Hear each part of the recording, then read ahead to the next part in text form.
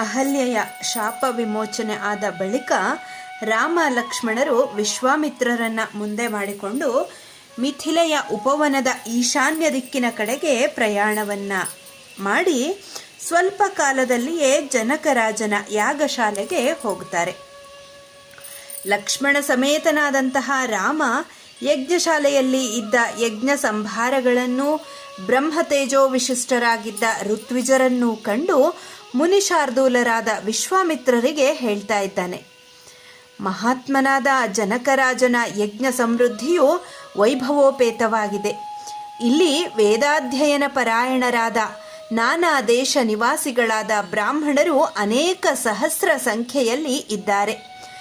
ಅಗ್ನಿಹೋತ್ರ ಸಾಮಗ್ರಿಗಳನ್ನು ತುಂಬಿಕೊಂಡು ತಂದಿರುವ 100 ಗಾಡಿಗಳಿಂದ ಆವೃತವಾದ ಋಷಿ ಮಹರ್ಷಿಗಳ ಕುಟೀರವು 100 ಸಂಖ್ಯೆಯಲ್ಲಿ ಇವೆ.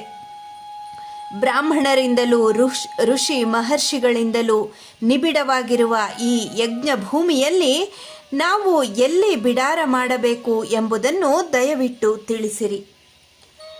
ಶ್ರೀರಾಮನ ಈ ಮಾತುಗಳನ್ನು ಕೇಳಿ ವಿಶ್ವಾಮಿತ್ರರು ಜನರಹಿತವಾದ ಮತ್ತು ನೀರಿನ ಸೌಕರ್ಯ ಇದ್ದ ಪ್ರದೇಶವೊಂದರಲ್ಲಿ ಬಿಡಾರವನ್ನ ಮಾಡುತ್ತಾರೆ. ವಿಶ್ವಾಮಿತ್ರರು ಬಂದಿರುವ ವಾರ್ತೆಯು ಮಹಾತ್ಮನಾದ ಜನಕರಾಜನಿಗೆ ತಿಳಿಯಿತು. ತಕ್ಷಣವೇ ಜನಕನು ಪುರೋಹಿತನಾದಂತಹ ನಿಷ್ಕಳಂಕನಾದ ಶತಾನಂದನನ್ನು ಮುಂದೆ ಮಾಡಿಕೊಂಡು ವಿನಯದಿಂದಲೂ ಭಕ್ತಿಯಿಂದಲೂ ಯುಕ್ತನಾಗಿ ವಿಶ್ವಾಮಿತ್ರರಿದ್ದ ಬಿಡಾರದೆಡೆಗೆ ಧಾವಿಸಿ ಬಂದ. ಮಹಾತ್ಮರಾದ ಋತ್ವಿಜರು ಅರ್ಘ್ಯ ಪಾದ್ಯಾದಿ ಉಪಕರಣಗಳನ್ನು ತೆಗೆದುಕೊಂಡು ಜನಕನೊಡನೆ ಬಂದು ಯಥಾವಿಧಿಯಾಗಿ ಮಂತ್ರ ಪುರಸ್ಸರವಾಗಿ ವಿಶ್ವಾಮಿತ್ರರಿಗೆ ಸಮರ್ಪಿಸಿದ. ವಿಶ್ವಾಮಿತ್ರರು ಎಲ್ಲವನ್ನೂ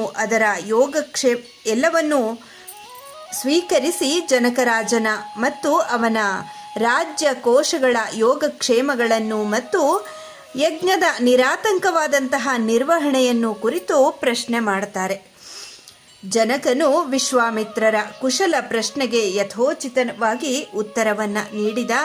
ವಿಶ್ವಾಮಿತ್ರರು ತಮ್ಮನ್ನು ಸ್ವಾಗತಿಸಲು ರಾಜನೊಡನೆ ಆಗಮಿಸಿದ್ದ ಅಧ್ವರ್ಯುವೇ ಮೊದಲಾದಂತಹ ಋತ್ವಿಜರನ್ನು ಪುರೋಹಿತರಾದ ಶತಾನಂದರನ್ನು ನೋಡಿ ಅವರ ದರ್ಶನ ಲಾಭದಿಂದ ಹೆಚ್ಚಾದ ಆನಂದವನ್ನು ಹೊಂದಿ ಯಥಾಯೋಗ್ಯವಾಗಿ ಅವರೊಡನೆ ವ್ಯವಹರಿಸಿದರು.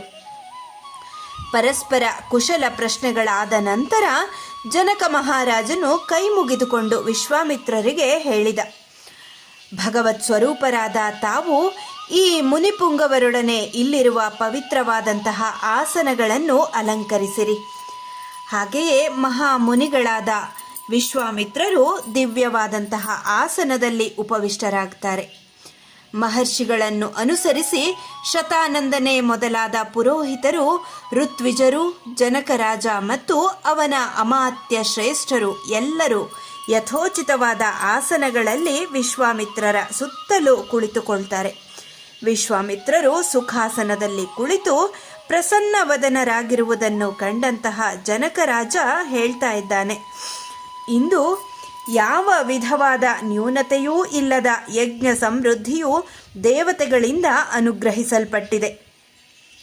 ಭಗವತ್ ಸ್ವರೂಪರಾದ ತಮ್ಮ ದರ್ಶನದಿಂದಾಗಿ ಯಜ್ಞದ ಪುಣ್ಯ ಫಲವು ಪ್ರಾಪ್ತವಾದಂತಾಯಿತು. ತಾವು ಈ ಮುನಿಪುಂಗವರೊಡನೆ ನನ್ನ ಯಜ್ಞಶಾಲೆಗೆ ದಯಮಾಡಿಸಿ ನನ್ನನ್ನು ಅನುಗ್ರಹಿಸಿದ್ದೀರಿ. ನಾನು ಇಂದು ನಿಶ್ಚಯವಾಗಿಯೂ ಧನ್ಯನಾಗಿದ್ದೇನೆ. ಈಗ ನಾನು ಆರಂಭಿಸಿರುವ ಯಜ್ಞದ ಸುತ್ಯ ಹೋಮಕ್ಕೆ 12 ದಿವಸಗಳು ಉಳಿದಿವೆ ಎಂದು ಶ್ರೌತ ಪ್ರಯೋಗ ಪರಿಣತರು ಹೇಳಿದ್ದಾರೆ. 12 ದಿವಸಗಳು ಕಳೆದ ನಂತರ ಸುತ್ಯ ಹೋಮವು ನಡೆಯಲಿದೆ. ಆ ಹೋಮದಲ್ಲಿ ಹವಿರ್ಭಾಗಗಳನ್ನು ಸ್ವೀಕರಿಸಲು ದೇವತೆಗಳು ಪ್ರತ್ಯಕ್ಷವಾಗಿ ಬರುವುದನ್ನು ತಾವು ಕೂಡ ಕಾಣಬಹುದು. ಜನಕ ಮಹಾರಾಜ ಸಂತಸದಿಂದ ಕೂಡಿದ ಮುಖಾರವಿಂದ ಉಳ್ಳವನಾಗಿ ವಿಶ್ವಾಮಿತ್ರ ಮಹರ್ಷಿಗಳಿಗೆ ಹೀಗೆ ಹೇಳಿ ಬದ್ಧಾಂಜಲಿಯಾಗಿ ಪುನಃ ಅವರನ್ನು ಪ್ರಶ್ನಿಸಿದ. ದೇವತೆಗಳಿಗೆ ಇರುವ ಪರಾಕ್ರಮಕ್ಕೆ ಸಮಾನವಾದ ಪರಾಕ್ರಮವುಳ್ಳ, ಆನೆಯಂತೆ ವೀರ ಮಂದಗತಿಯುಳ್ಳ, ಸಿಂಹದಂತೆ ಅಪ್ರತಿಹತವಾದ ಗಮನವುಳ್ಳ, ಶಾರ್ದೂಲದಂತೆ ದುರ್ದರ್ಶರಾದ ವೃಷಭದಂತೆ ಉನ್ನತವಾದ ಹೆಗಲುಗಳುಳ್ಳ, ವೀರರಾದ ಪದ್ಮಪತ್ರದಂತೆ ವಿಶಾಲವಾದ ಕಣ್ಣುಗಳುಳ್ಳ, ಖಡ್ಗವನ್ನೂ ಬಿಲ್ಲು ಬತ್ತಳಿಕೆಗಳನ್ನು ಧರಿಸಿರುವ, ಅಶ್ವಿನಿ ದೇವತೆಗಳಿಗೆ ಅನುರೂಪವಾದ ರೂಪಾತಿಶಯವುಳ್ಳ, ಪ್ರಾಪ್ತ ವಯಸ್ಕರಾದ, ದೇವಲೋಕದಿಂದ ಭೂಲೋಕಕ್ಕೆ ಸ್ವೇಚ್ಛೆಯಿಂದ ಬಂದಿರುವ, ದೇವತೆಗಳೋಪಾದಿಯಲ್ಲಿರುವ ಈ ಸುಕುಮಾರರು ಯಾರು? ಇವರು ಕಾಲ್ನಡಿಗೆಯಲ್ಲಿಯೇ ನಮ್ಮ ದೇಶಕ್ಕೆ ಬರಲು ಕಾರಣವಾದರೂ ಏನು? ಈ ಸುಕುಮಾರರು ಇಷ್ಟು ದೂರ ಹೇಗೆ ನಡೆದು ಬಂದರು? ಇವರು ಯಾವ ಪುಣ್ಯ ಪುರುಷನ ಮಕ್ಕಳು? ಇವೆಲ್ಲವನ್ನು ವಿಸ್ತಾರವಾಗಿ ತಿಳಿಸಿರಿ. ಸೂರ್ಯ ಚಂದ್ರರು ಆಕಾಶವನ್ನು ಅಲಂಕರಿಸುವಂತೆ ಇವರು ಇಂದು ನಮ್ಮ ದೇಶವನ್ನು ಅಲಂಕರಿಸಿದ್ದಾರೆ. ರೂಪ, ಯೌವನ, ಲಾವಣ್ಯಗಳಲ್ಲಿಯೂ ಒಳ ಹೊರ ವ್ಯಾಪಾರಗಳಲ್ಲಿಯೂ ಇವರಿಬ್ಬರೂ ಪರಸ್ಪರವಾಗಿ ಅನುರೂಪರಾಗಿದ್ದಾರೆ. ಹೀಗೆ ಪರಸ್ಪರವಾಗಿ ಅತ್ಯಂತ ಸಮತೆಯನ್ನು ಹೊಂದಿರುವ ಕಾಕಪಕ್ಷಧರರಾದ ವೀರರಾದ ಇವರು ಯಾರು ಎಂಬುದನ್ನು ತಿಳಿಯುವ ಅಭಿಲಾಷೆಯೂ ನನಗಿದೆ. ಮಹಾತ್ಮನಾದಂತಹ ಜನಕರಾಜನ ಈ ಮಾತುಗಳನ್ನು ಕೇಳಿ ವಿಶ್ವಾಮಿತ್ರರು ಹೇಳ್ತಾ ಇದ್ದಾರೆ, ಈ ಸುಕುಮಾರರು ಅಯೋಧ್ಯಾಧಿಪತಿಯಾದ ದಶರಥನ ಮಕ್ಕಳು. ರಾಮ ಲಕ್ಷ್ಮಣರ ಸೂಕ್ಷ್ಮ ಪರಿಚಯವನ್ನು ಮಾಡಿಕೊಡ್ತಾರೆ.